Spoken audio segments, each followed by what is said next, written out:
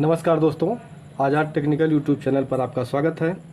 दोस्तों, आज हम एलईडी बल्ब के ड्राइवर को रिपेयर करना आपको सिखाने वाले हैं।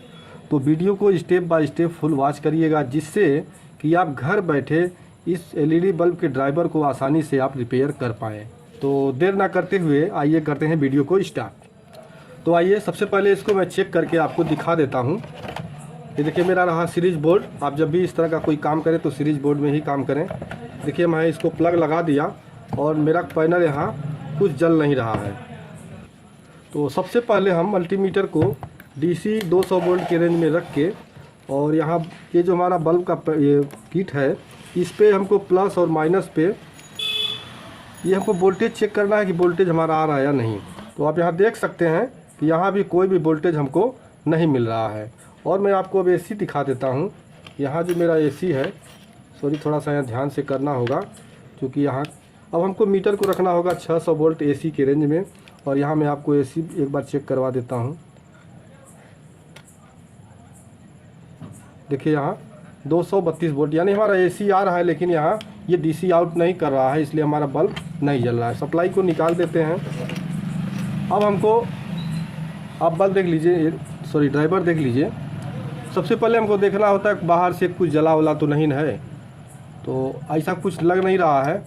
तो अब जो सबसे इसमें ज़्यादा फॉल्ट जो आता है वो आता है, ये रेजिस्टेंस उड़ जाता है, ये आपका डायोड भी ख़राब हो जाता है जो ब्रिज रेक्टिफायर लगा हुआ है, और यहाँ जो एक सेफ्टी कैपेसिटर जिसको एमओबी बोलते हैं, ये भी ख़राब हो जाता है। तो हम इसको कैसे चेक करेंगे कौन सा ख़राब है?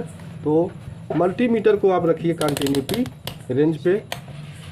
मल्टीमीटर को कंटिन्यूटी रेंज पे रख के, और यहाँ जो रेजिस्टेंस है, आप देखिए, जो रेजिस्टेंस है ये फ्यूजेबल रेजिस्टेंस होता है। कहीं भी शॉर्टिंग होता है तो ये ख़राब हो जाता है। तो सबसे पहले हम इसका चेकिंग करेंगे। देखिए, हमारा रेजिस्टेंस मीटर आपको दिखा दूँ। देखिए, मीटर बजर का आवाज़ दे रहा है, और यहाँ जो रेजिस्टेंस है, यहाँ कोई भी वैल्यू नहीं बता रहा है, ना ही बीप की आवाज़ आ रही है। इसका मतलब ये रेजिस्टेंस हमारा ख़राब है। लेकिन रेजिस्टेंस ख़राब होने के कारण होते हैं। कारण क्या होता है? आगे हमारी सप्लाई कहीं शॉर्ट होती है, तभी हमारा ये रेजिस्टेंस ख़राब होता है। तो सबसे पहले हम रेजिस्टेंस को बाहर कर देते हैं। तो आप देख सकते हैं रेजिस्टेंस मैं बाहर कर दिया हूँ, निकाल दिया हूँ। अब जो दूसरा पार्ट हमको यहाँ शॉर्टिंग का चेक करना होता है, ये एमओबी को भी आप कंटिन्यूटी के रेंज पे रख के, और यहाँ देखिए कंटिन्यूटी मीटर को रख के, और यहाँ बजर का हम चेक कर लेते हैं। इसके दोनों पिनों पे, ये हमारा जो एमओबी लगा हुआ है, इनके दोनों पिनों पे, सॉरी, इसको मैं थोड़ा बाहर कर दे रहा हूँ, वायर को काम करने में दिक्कत होता है। तो इसके दोनों पिनों पे हमको मल्टीमीटर को यहाँ टच करना है। देखिए, ये हमको रीडिंग दे रहा है, जबकि इसको रीडिंग नहीं देना चाहिए, क्योंकि ये कैपेसिटर होता है। कैपेसिटर हमारा कोई भी वैल्यू नहीं देता है। यहाँ देखिए, यहाँ रीडिंग दे रहा है। पलट के हम मीटर देख ले रहे हैं। देखिए, दोनों ओर से वैल्यू दे रहा है। इसको भी हम बाहर कर लेंगे। तो आप देख सकते हैं कि एमओबी को मैं बाहर कर दिया हूँ। अब यहाँ फिर एक बार हम इसको चेक करते हैं। देखिए, वैल्यू बता रहा है, इसका मतलब है कि ये हमारा जो एमओबी है ये ख़राब है। जबकि देखिए, बाहर से कहीं भी फूला या जला नहीं दिख रहा है, लेकिन ये ख़राब है। अब इसके बाद एक और शॉर्टिंग हमको इसमें चेक करना होता है, वो होता है मेरा ब्रिज रेक्टिफायर। ब्रिज रेक्टिफायर, इसको आप कैसे चेक करेंगे?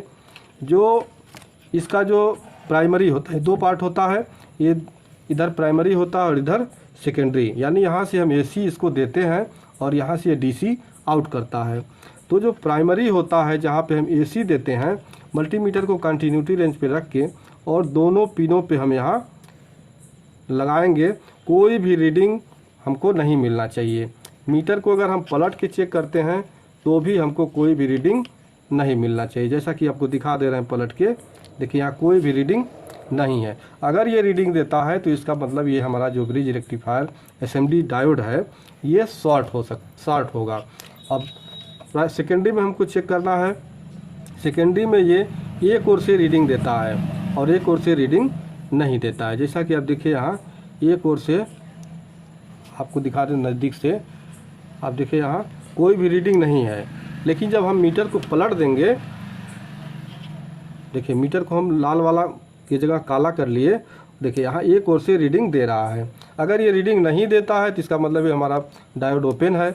अगर रीडिंग देता है एक ओर से और एक ओर से नहीं देता है तो हमारा डायोड सही है। तो मैं आपको चेक करके दिखा दिया, एक ओर से रीडिंग कुछ भी नहीं देता है और दूसरे ओर से एक साइड से रीडिंग देता है तो सही है। इसका मतलब हमारा चेकिंग सही है और ये डायोड भी सही है। तो यहाँ तक मैं शार्टिंग चेक कर लिया।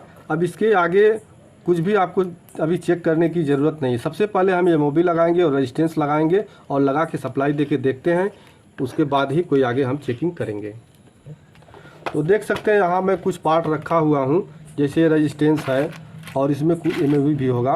देखिए यहाँ एमओबी भी है एक, और कोई एक रेजिस्टेंस मैं ले लेता हूँ। देखिए एक रेजिस्टेंस, फ्यूजेबल रेजिस्टेंस आप 10 ओम के अंदर कुछ भी लगा सकते हैं। तो मेरे पास जो रेजिस्टेंस है आप देख लीजिए 3.3 ओम का है। तो दोनों को हम पहले आपको चेक करवा दें। इस एमओबी को कंटिन्यूटी रेंज पे रख के देखिए, यहाँ हमारा जो नया वाला एमओबी है यहाँ कोई भी रीडिंग नहीं दे रहा है। आप देख लीजिए ध्यान से, कोई भी रीडिंग नहीं दे रहा है, इसका मतलब हमारा सही है। तो हम इस एमओबी को इस सर्किट में यहाँ लगा देते हैं। दोस्तों इसमें कोई भी प्लस और माइनस नहीं होता है, आप किसी भी ओर से इसको लगा सकते हैं।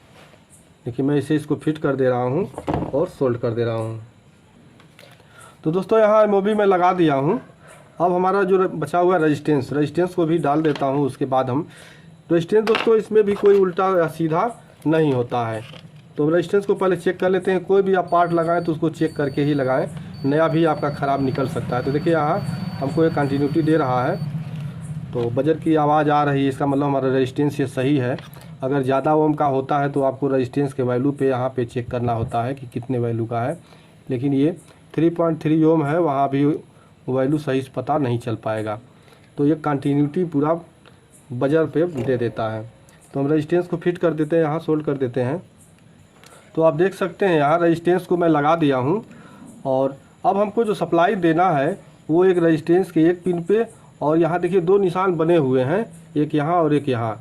तो यहाँ पलट के आप देखिए एक यहाँ पे और एक यहाँ पे हमको सप्लाई दे देना है। तो मैं सप्लाई जोड़ के आपको फिर दिखाता हूँ। तो यहाँ पे मैं सप्लाई यहाँ जोड़ दिया हूँ। अब हम इसको सप्लाई दे के देखते हैं हमारा एलईडी बल्ब जो है वो सही हुआ या नहीं। तो हम सप्लाई देते हैं सीरीज बोर्ड से। देखिए हमारा जो बल्ब है वो अच्छी तरह से अब जलने लगा।